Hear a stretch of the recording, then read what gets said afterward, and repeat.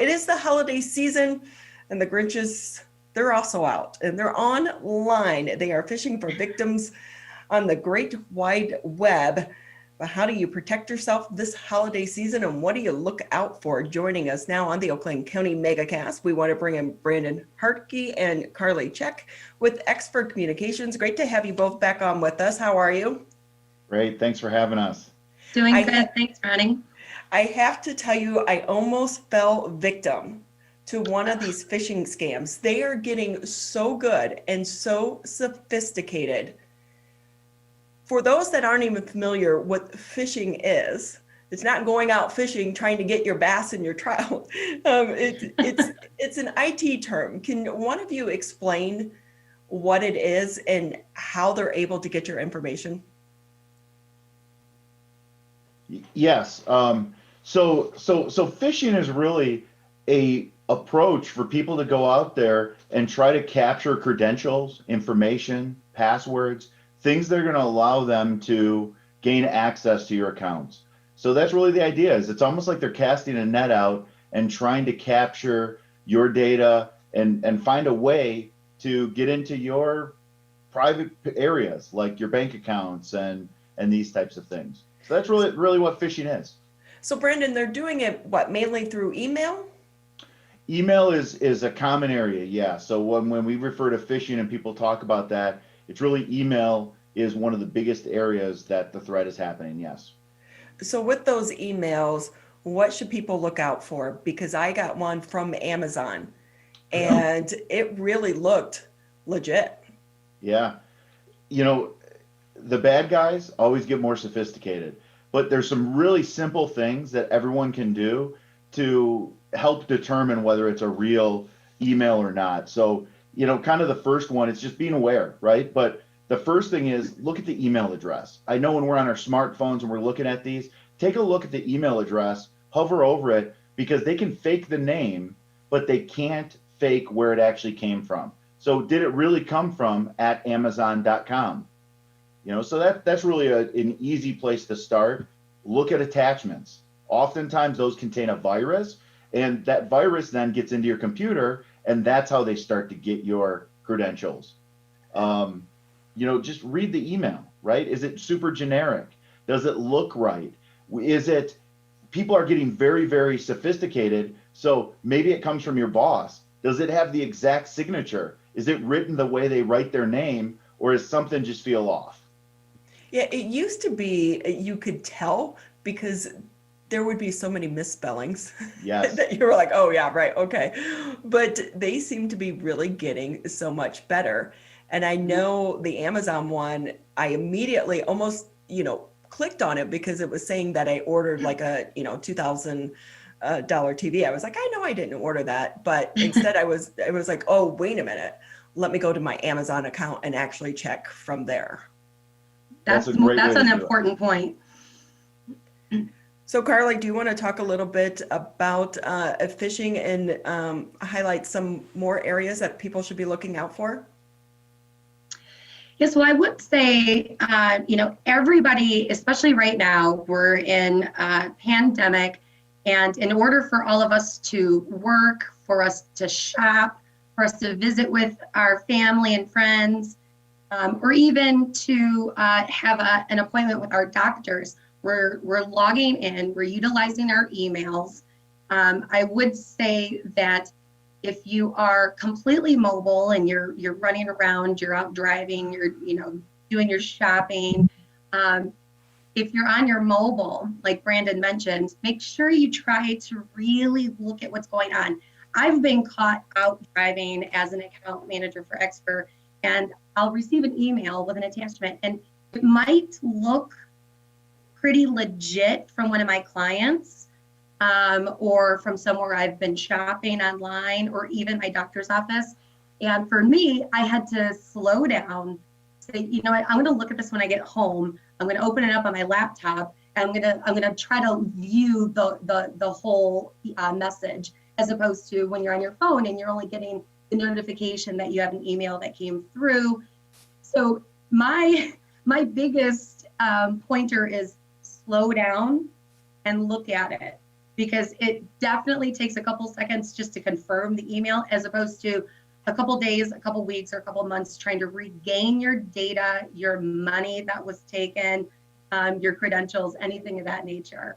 And if you're working with any, if you're working from home, you have an IT professional or a team like we have at XFER, do not forward that email.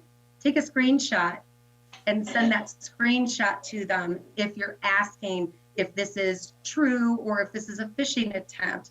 Because when you forward it, you're just sending it on to another person through your network for them to ultimately either open or not open and infect the whole network. So slow down, take a look, and if possible, confirm it on a larger screen than just the notifications coming through your mobile.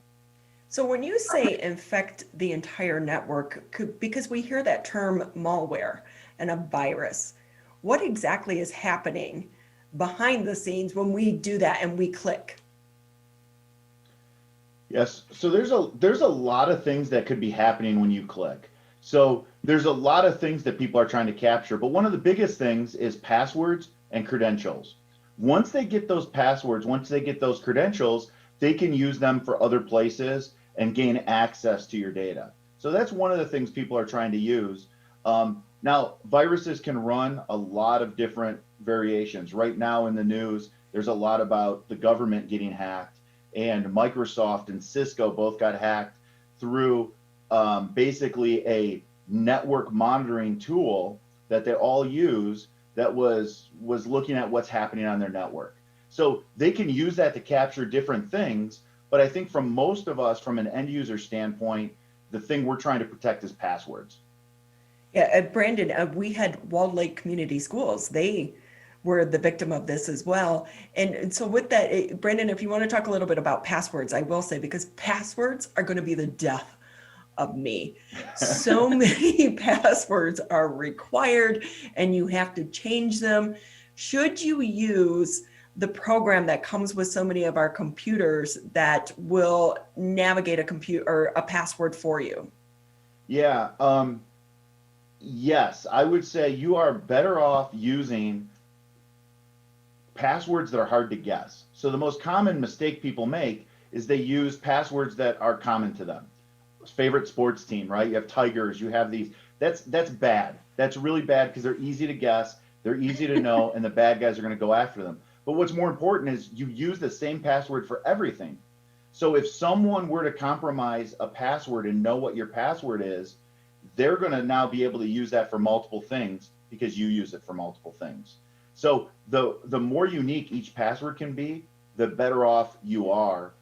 Using third-party applications to manage those, password safes and vaults, is a great solution for that. They will auto-generate passwords, allow you to auto-fill in those passwords, and it can be a great tool to keep you safe. I'm doing so many things wrong. I will tell you. I'm like, this is why I'm getting phishing scams emails all the time. Hey, Carly. I'm here for you. Can you tell us a little bit about the dark web? What is the dark web? Do I take? Well, there's two aspects to the dark web, and Brandon, I'm sure you can explain it a little bit more into detail than I can. For the average end user, there is such a thing as the dark web, where the bad guys are hanging out and they can buy and sell your information back and forth. And there are ways to prevent that. One is with just becoming knowledgeable on how to protect yourself, what to look for, as Brandon just mentioned, your passwords, making sure you don't fall victim to a phishing scam, making sure that you're changing your logins multiple times throughout the year. And we can always do like a network scan, a dark web scan to see if you've already been compromised. A lot of people will use their work email for everything, as opposed to having a personal email and a work email.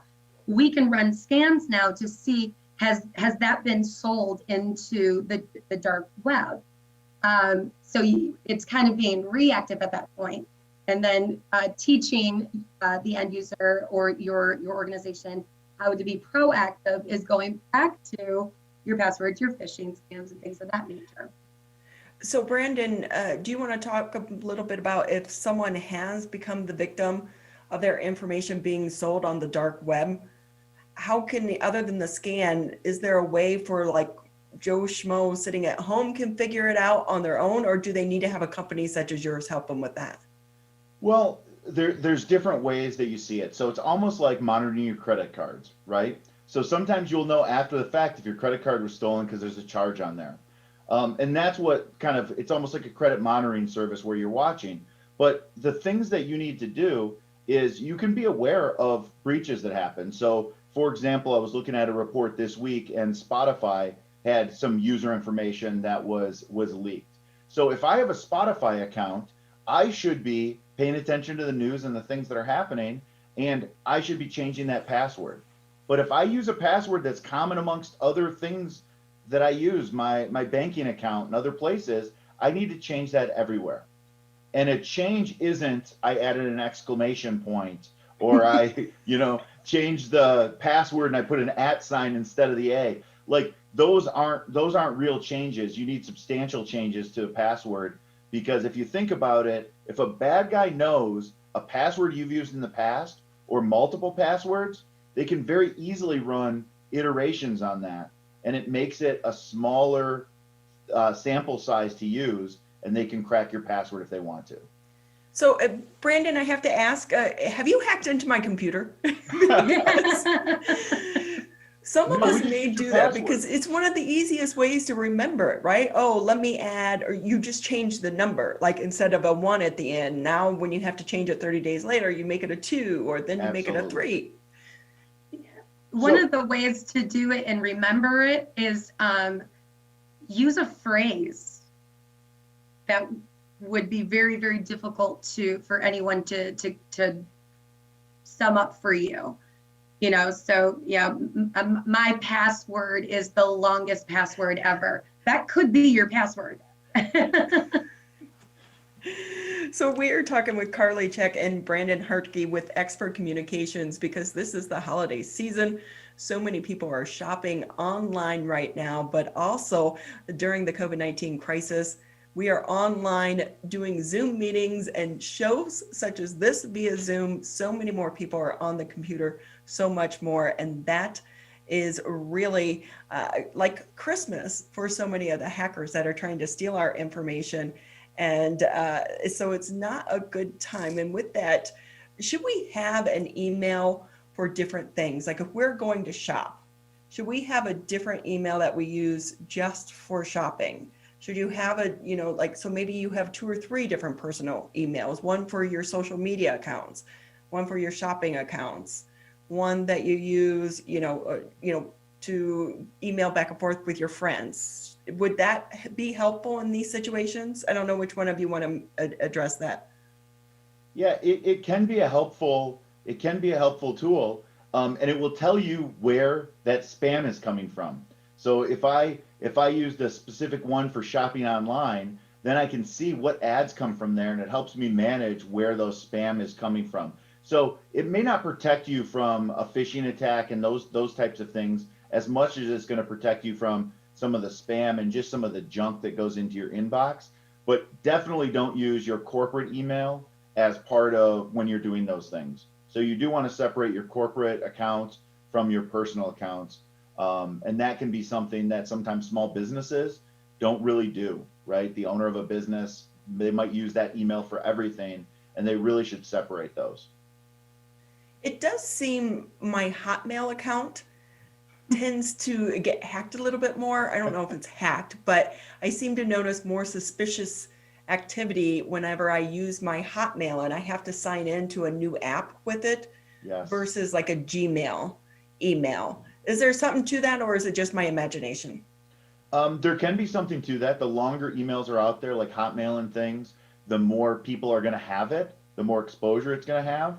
And you do have to be careful about how many things you sign into with it. So if you think about it, Facebook and Gmail, oftentimes websites give you the ability, would you like to sign in using that account? Well, you're giving them access to that. So it is something to think about of how much personal information are you giving by that ease of use that you're applying there. Which also leads into kind of multi-factor authentication. Anytime there's the ability and a website offers that, you should be using that, because that's also going to protect your password. And it's that second level of security, right? You get a safety net there now. So one thing that during this crisis, I think everyone has come to realize, IT people are superheroes, and you wear capes in a different way. How is business going for you right now? It's very good. I mean, it is definitely a unique, different time, but the challenges and the challenges have changed. But it is definitely an area where we are definitely needed, and we're essential in kind of a different way than a lot of the heroes that are doing the healthcare and helping to save lives and things. But we do help keep businesses running, so we're proud of that. Yeah, because with that, this could be devastating for a business. You can lose a lot of money. Yeah. For sure. I mean, you want to make sure that if you're not working for an organization, there are certain types of solutions, applications that can be downloaded to utilize from your home office. If you are curious about any types of in-home use applications, you can always reach out to us just as a consultation. As Brandon mentioned, business has kind of changed a bit. We really have to take a look at the whole picture of what someone is asking and what they're doing and what they've done in the past, and make sure that they know what's available to them to help make you feel more secure. Our home offices have become everything to us. We're in our four walls every single day, if it's school, if it's just communicating with other people or working. So there's a ton of different applications that can be applied just to make you feel a little bit more secure at home. It's better to be safe than sorry. Better to be safe than sorry, always.